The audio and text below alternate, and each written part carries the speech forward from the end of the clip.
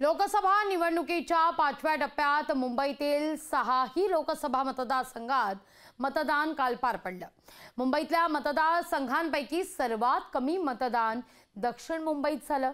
दक्षिण मुंबईत सरासरी 47.70% इतकं मतदान झालंय। यावेळी विधानसभा अध्यक्ष राहुल नार्वेकर यांनी शिवसेना उमेदवार यामिनी जाधव यांना खरंच मदत झाली की नाही असे तर्कवितर्क लावले जात आहेत।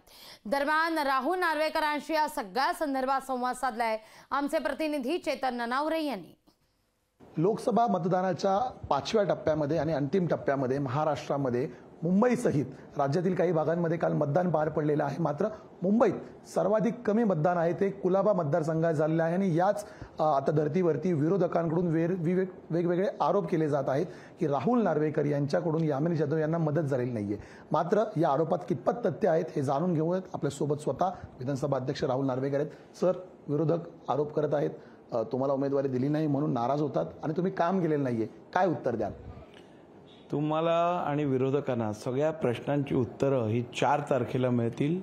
यामिनी जाधव यांना कुलाब्यातून 2019 मध्ये एनडीएच्या उमेदवाराला जेवढं मताधिक्य मिळालं त्याच्यापेक्षा अधिक मताधिक्य कुलाबा विधानसभेतून मिळेल आणि यातून तुम्हाला या सगळ्याची उत्तरं मिळतील।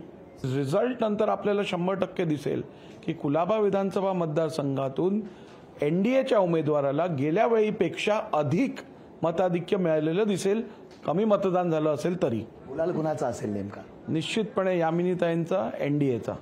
निश्चितच हे होते विधानसभा अध्यक्ष राहुल नार्वेकर। आणि एकूणच जे आरोप प्रत्यारोप होत आहेत त्यामध्ये दरवेळीची जर विधानसभा असेल, लोकसभा असेल, या आधीच्या निवडणुका जर पाहिल्या तर यावेळीचा मतदानाचा आकडाही तितकाच आहे आणि मताधिक्य आहे ते मात्र गेल्या वेळेपेक्षा यावेळी जास्त दिसेल असा विश्वास त्यांनी व्यक्त केलेला आहे। कॅमेरामन सुनील वर्मासह मी चेतन ननावरे, मुंबई।